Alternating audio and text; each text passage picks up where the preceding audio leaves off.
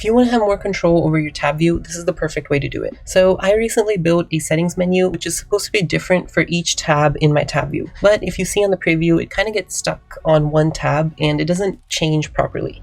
And so this has to do with the way I'm passing in a parameter to my settings page. So to fix this, what I'm going to do is make a new @state variable of selected tab, and I'm going to bind it in the selection parameter of my tab view.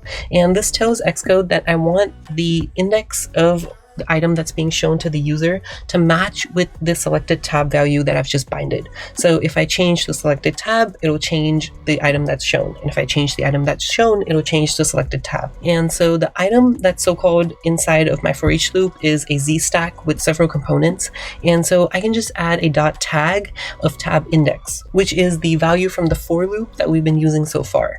And instead of passing in that tab index with my vm.tab model array, I can just pass in the selected tab. And I know this seems pretty confusing, so I'll explain it more in the next room. Happy coding!